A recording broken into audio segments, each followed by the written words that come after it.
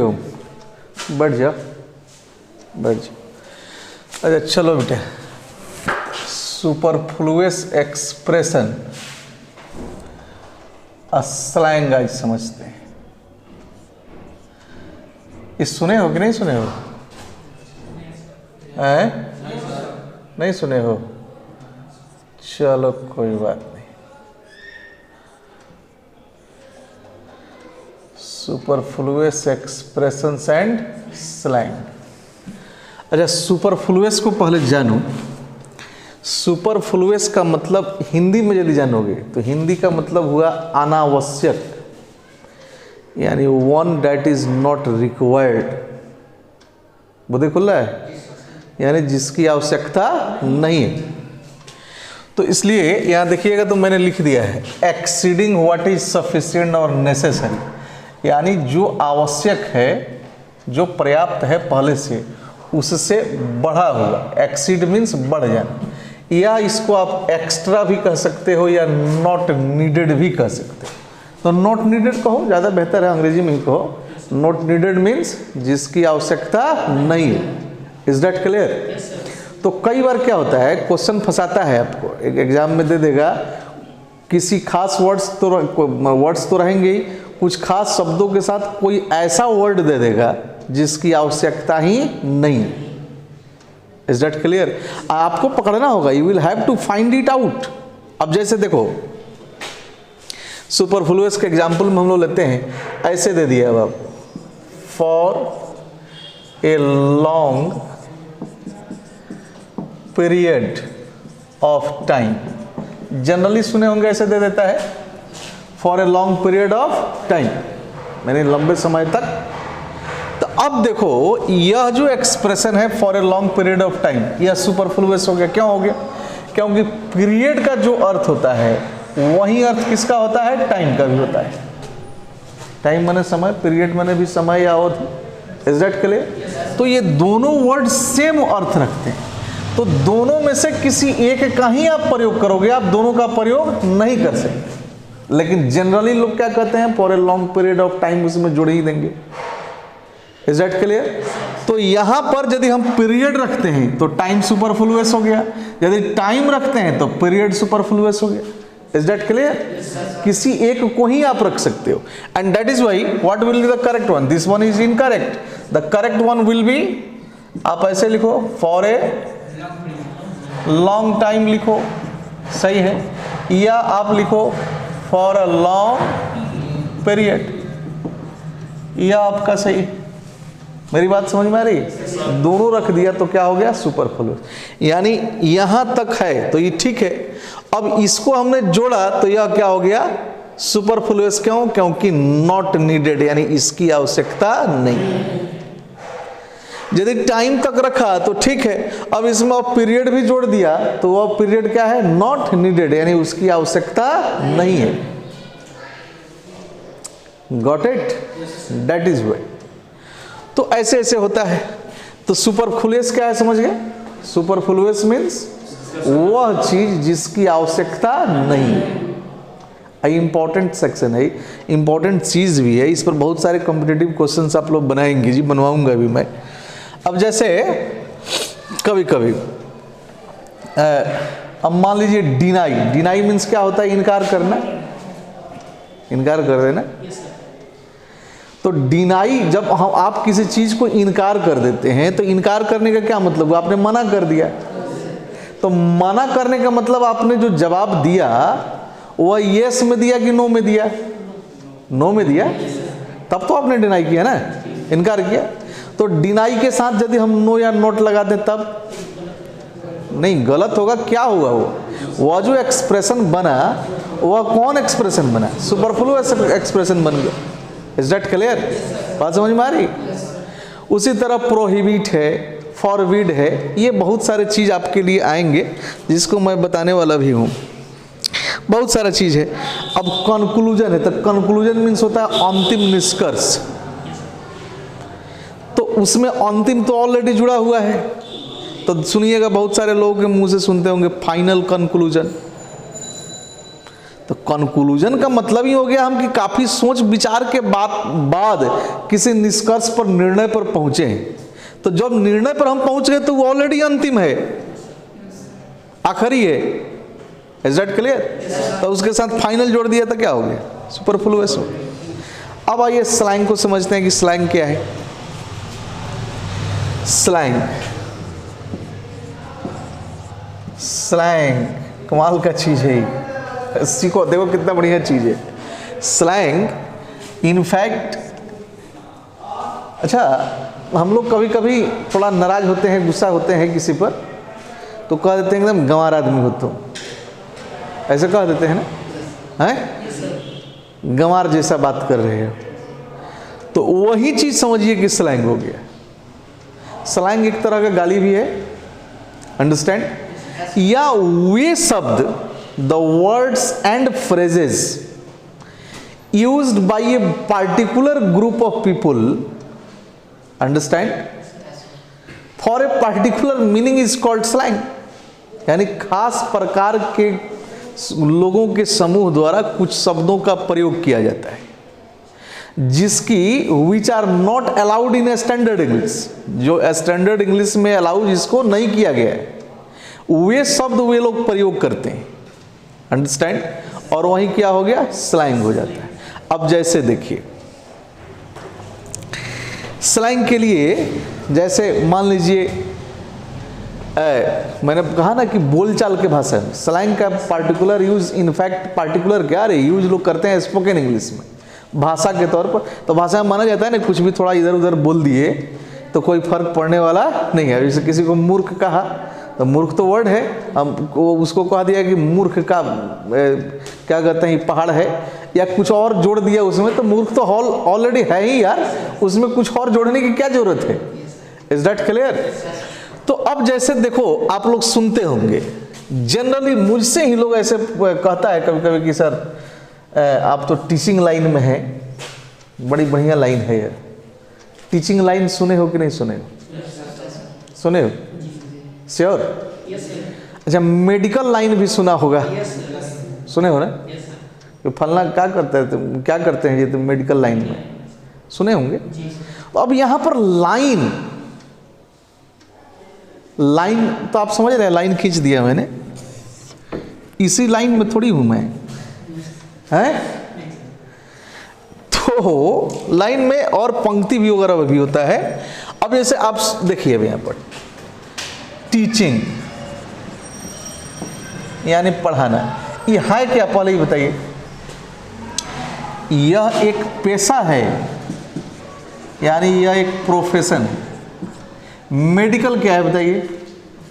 एक प्रोफेशन है। आयु लोहार का काम कोई करे, सुनार का करे, बहुत सारे डिपार्टमेंट्स हैं, तो वे सारे हैं क्या? पेशा है, प्रोफेशन है। प्रोफेशन और ऑक्यूपेशन, आप फॉर्म भरते होंगे तो फॉर्म में भी देखिएगा ऑक्यूपेशन लिखा रहता है, भरते हो ना जी, उसमें लिखा रहता है। यानी आपको पेशा बताना है कि वो आपका ऑक्यूपेशन क्या है, यानी आपका पेशा क्या है। तो मेरा पेशा क्या है भाई? टीचिंग है, अंडरस्टैंड। तो यदि टीचिंग पेशा को मैं विधिवत बताना चाहता हूं तो अब आप लोग सुने होंगे बहुत सारे लोग बोल देते हैं क्या चीज भाई? Teaching line. सुने हो कि नहीं सुने? बोलो। मैक्सिमम लोग सुने होंगे जी, टीचिंग लाइन। टीचिंग लाइन में है, ये मेडिकल लाइन में है, ये इंजीनियरिंग लाइन में जाना चाहते हैं। लाइन अक्सर लोग बोलते हैं, यही स्लैंग है। यानी कुछ शब्द या कुछ फ्रेजेज जो खास वर्ग के लोगों के द्वारा बोलचाल के भाषा में प्रयोग किया जाए, जिसका स्टैंडर्ड इंग्लिश में अनुमति नहीं हो, वह क्या हो गया? स्लैंग। तो अब यह तो गलत है। अब मान ली बोलचाल के भाषा में कोई मुझसे कहा कि टीचिंग लाइन में है सर आप, मैं कुछ नहीं कहा, चलो ठीक है, समझ तो लिया। अभी मेडिकल लाइन, इंजीनियरिंग लाइन को समझ जाते हो, कुछ नहीं कहते, चलो भाई बोल रहा है, ठीक है। लेकिन जब बात रिटर्न की होगी, स्टैंडर्ड इंग्लिश में जब हम जाएंगे, अब कॉम्पिटिटिव इंग्लिश में इस तरह से यदि आ गया चीज और आप नहीं पकड़ पाए वहां, तो गलत हो गया, एक क्वेश्चन आपका गायब हो गया। तो ध्यान में रखिएगा। अब लाइन यहां पर गलत है ना जी, तो ये स्लैंग है। क्या हो गया? ये स्लैंग है, यानी खूब बोला जाता है लेकिन स्टैंडर्ड इंग्लिश में इसकी अनुमति नहीं है। अनुमति किसकी है? मैंने बता दिया आपको। टीचिंग है क्या? बोलिए, प्रोफेशन है, यानी पैसा है। Is that clear? तो यदि आप इसको कहना ही चाहते हो तो आप ऐसे कहो ना, teaching profession, medical profession. Is that clear? तो स्लैंग में और सुपरफ्लुअस एक्सप्रेशन में अंतर समझ में आया? सुपरफ्लुअस एक्सप्रेशन का मतलब कि कुछ ऐसे शब्द को डाल दिया गया which is not needed, जिसकी आवश्यकता नहीं है, तो उसको पकड़ना होगा, छांटना होगा, ठीक करना होगा। Is that clear?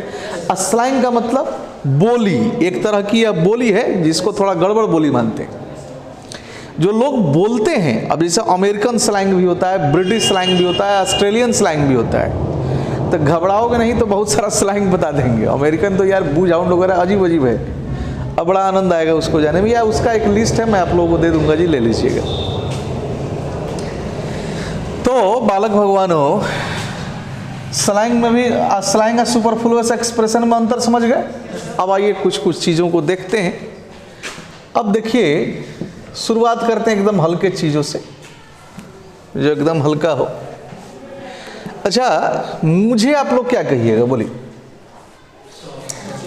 मैं टीचर हूँ या प्रोफेसर हूँ? ठीक है, अरे मान लीजिए टीचर ही, तो मुझे, आप खड़ा हो जाइए तो, अरे खड़ा हो जाओ, तो stand up please. Senior student हो, थोड़ा संभल के बोलना। आप मुझे क्या कहोगे कि मैं टीचर तो हूँ ना?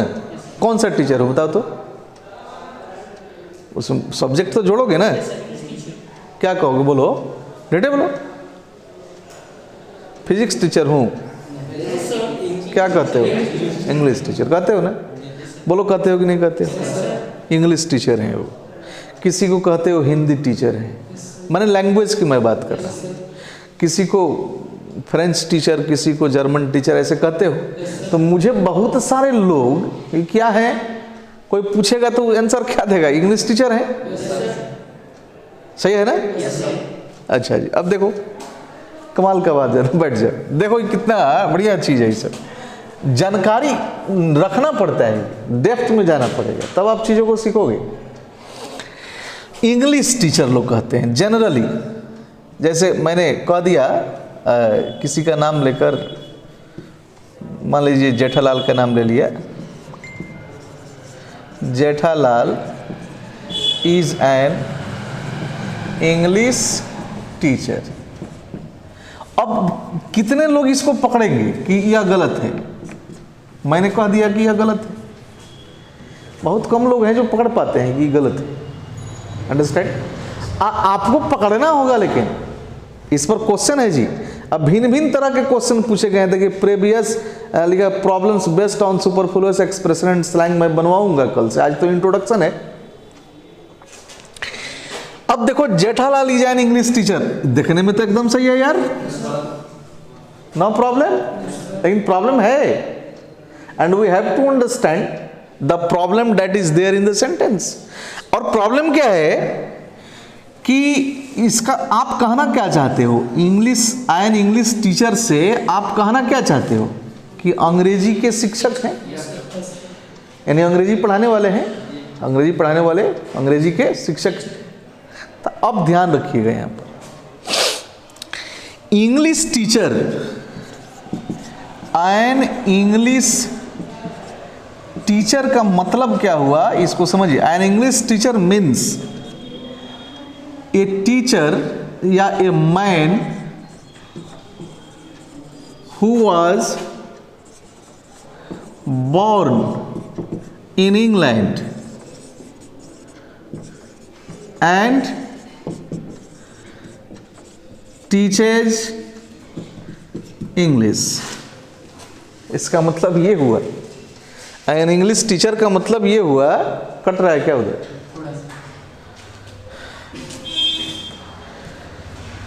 अच्छा, मैं ठीक कर देता। A man who was born in England and teaches English। क्या मतलब हुआ? यानी वह व्यक्ति जो जन्म कहाँ लिया, इंग्लैंड में, और पढ़ाता भी अंग्रेजी, वह इंग्लिश टीचर हुआ, अंग्रेज शिक्षक हुआ। Is that clear? अब मैं पढ़ा रहा हूं, मैं भी तो अंग्रेजी पढ़ा रहा हूं, पर ध्यान रखिए, but I am not an English teacher, I am a teacher of English. बुद्धि खुला है? मैं इंग्लिश टीचर नहीं हूं, मैं टीचर ऑफ इंग्लिश हूं, यानी अंग्रेजी भाषा पढ़ाने वाला शिक्षक हूं। अंग्रेजी भाषा को पढ़ाने वाला, मैंने पढ़ाने का मैं एक शिक्षक। तो मेरे लिए, यानी जेठालाल भी तो कम से कम नाम से ही क्लियर है कि इनका जन्म तो इंग्लैंड में नहीं हुआ है। तो यहां पर मुझे क्या कहना चाहिए कि Jethalal is a teacher of English. तो टीचर ऑफ इंग्लिश का क्या मतलब हुआ बताइए? कि ए मैन या the man who was not born in England but teachers English है।